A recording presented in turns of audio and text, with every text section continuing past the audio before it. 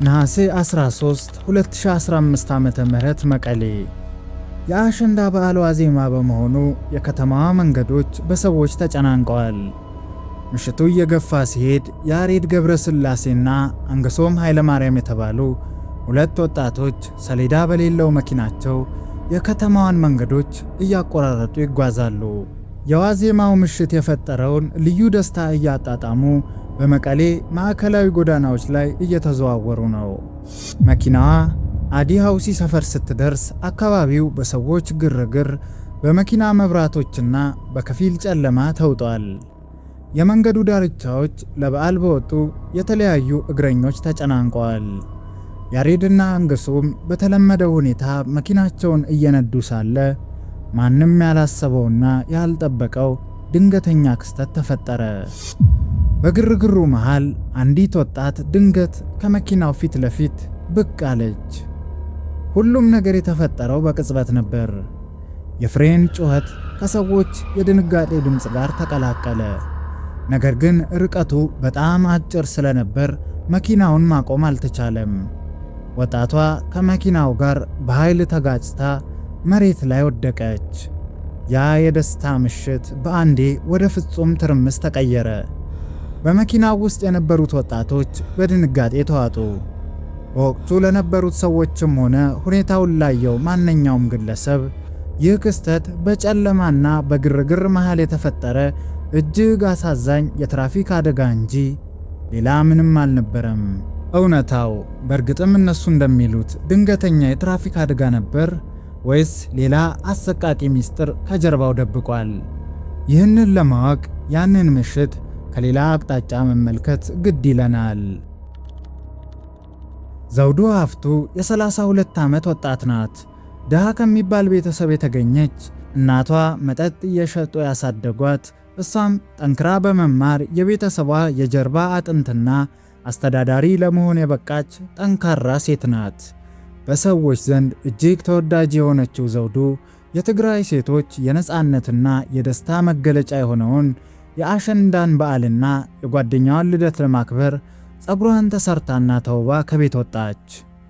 ምሽት ላይ ከጓደኛዋ ሰመሃል ጋር በመሆን በአዲ ሃውሲ ዋና መንገድ ላይ እየተጓዙ ነው። እየተጨዋወቱ፣ እየሳቁ፣ የነገን ብሩህ ተስፋ እያሰቡ። በግምት ከምሽቱ 12 ሰዓት አካባቢ ሰሌዳ የሌለው መኪና አጠገባቸው መጥቶ ቆመ። በመኪናው ውስጥ የነበሩት ሰዎች መኪናቸውን አቁመው በሴቶቹ ላይ ትንኮሳና ማስፈራሪያ መሰንዘር ጀመሩ። ማንንም የማትፈራውና ለክብሯ ዘብ የምትቆመው ዘውዱ ራሷን ለመከላከል እየሞከረች ለእርዳታ ድምጿን አሰማች። በዚህ ጊዜ ሁለቱ ወንዶች የዘውዱን ፀጉር ጎትተው መሬት ላይ ጣሏት። ከተሽከርካሪው ጀርባ በማሰርም በጭካኔ ጎተቷት። በመጨረሻም ጭንቅላቷን በተሽከርካሪው ጨፍልቀው ገደሏት። ሰመሃል ይህንን አይምሮን የሚያስት አሰቃቂ ድርጊት በቅርብ ርቀት ቆማ ተመለከተች። ጓደኛዋ በጠራራ ፀሐይ በከተማው ማዕከል ሆን ተብሎና ታቅዶ በጭካኔ ስትገደል አየች። ሰመሃል በድንጋጤና በከፍተኛ ጩኸት አላፊ አግዳሚውን እየተለማመጠች አምቡላንስ በማስጠራት በደም የተጨማለቀውን የዘውዱን አስክሬን ይዛ ወደ አይደር ስፔሻላይዝድ ሆስፒታል አመራች። በዛ አስጨናቂ ሰዓት ሰመሃል የጠበቀችው ፖሊስ መጥቶ እሷን እንደሚጠብቃትና ወንጀለኞቹን ለሕግ እንደሚያቀርብ ነበር። ፖሊሶች ሆስፒታል መጥተው የመጀመሪያ ቃሏን ከተቀበሉ በኋላ ፊርማዋን እንድታኖር ወደ ፖሊስ ጣቢያ ጠሯት። ነገር ግን ፖሊስ ጣቢያ እንደደረሰች የተፈጠረው ነገር የፍትህ ስርዓቱን ሙሉ ውድቀት ቁልጭ አድርጎ የሚያሳይ ነበር። ሰመሃል ያለምንም ህጋዊ ምክንያትና የፍርድ ቤት ማዘዣ ምስክር ከመሆን ይልቅ ዋና ተጠርጣሪ ሆና ወዲያውኑ በቁጥጥር ስር ዋለች። በአሰቃቂው ግድያ ምክንያት ከፍተኛ የስነ ልቦና ቀውስ ውስጥ የነበረችው ሰመሃል በእስር ላይ ያለች ጤናዋ ክፉኛ በመታወኩ በአፋጣኝ ወደ አይደር ሆስፒታል እንድትመለስ ተደረገች። ሆስፒታሉ ውስጥ በፖሊስ ጥበቃ ስር ሆና ሕክምና ስትከታተል የቆየች ቢሆንም ፖሊስ የሐኪሞችን ትዕዛዝ ወደ ጎን በመተው ሕክምናዋን በማቋረጥ በግዴታ ወደ ፖሊስ ጣቢያ መለሳት። ፍርድ ቤት ስትቀርብ ፖሊሶች የሕግ ጠበቃ እንዳይኖራት ሆን ብለው ሁኔታዎችን አመቻቹ። ዳኛው ፊት ቀርበውም ላለፉት 2 ሳምንታት በሆስፒታልና በእስር ማቆየታቸውን ደብቀው የያዝናት ከ2 ቀናት በፊት ነው በማለት የሐሰት ሪፖርት አቀረቡ። ያለ ጠበቃ የቀረበችው ሰምሃል ይህንን መቃወም ባለመቻሏ ፍርድ ቤቱ ሕጉ ከሚፈቅደው ውጪ ለፖሊስ ተጨማሪ የምርመራ ጊዜ ፈቀደ። በዚህ ሕገወጥ አሰራር ምክንያት ሰምሃል ያለምንም ተጨባጭ ማስረጃ በቤተሰብ እንዳትጠየቅ ተከልክላና ተገቢውን ሕክምና ሳታገኝ ከወር በላይ በእስር ላይ እንድትማቀቅ ተደረገች። ከብዙ ሰቆቃና እንግልት በኋላ በነፃ ተሰናበተች። ነገር ግን ሁኔታው በውስጧ የተወው ጠባሳ ቀላል አልነበረም። ጓደኛዋን ማጣቷ ሳያንሳት ፍትህ ሊሰጣት ከሚገባው ተቋም የደረሰባት ግፍ ሁለተኛ ህመም ሆነባት። በፍትህ ሚዛን ላይ 2 ተቃራኒ እውነታዎች ተቀምጠዋል።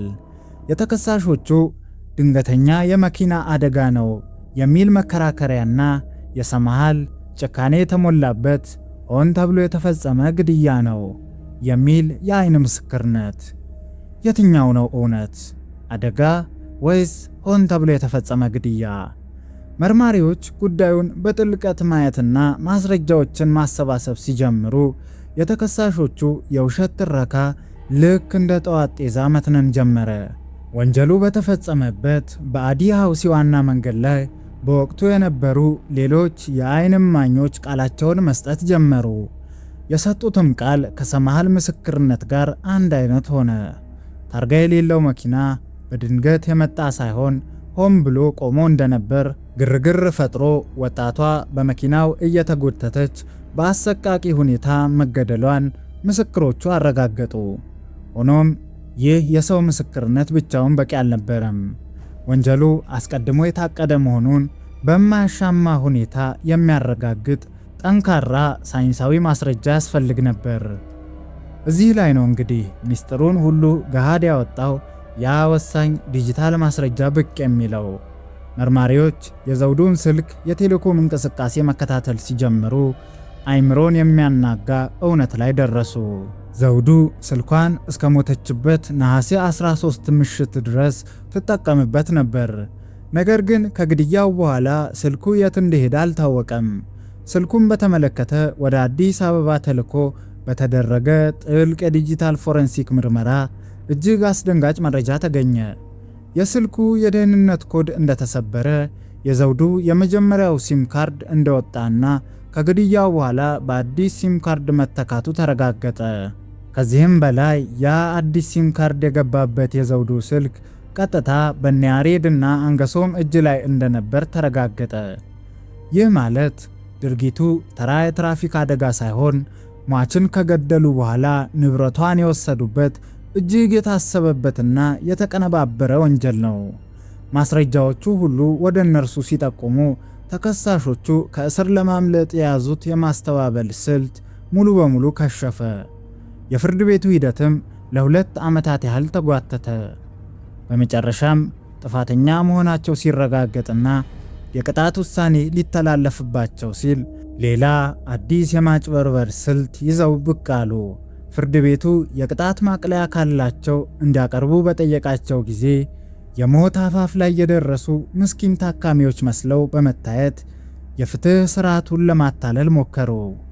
አንደኛው ተከሳሽ ያሬድ ገብረስላሴ ከባድ የልብ ህመምና የኪንታሮት ታማሚ ነኝ ሲል፣ ሁለተኛው ተከሳሽ አንገሶም ደግሞ የስኳርና የኪንታሮት ህመምተኛ ነኝ በማለት በእስር ቤት ውስጥ መቆየት እንደማይችሉና ቅጣቱ ሊቀልላቸው እንደሚገባ ለፍርድ ቤቱ አመለከቱ።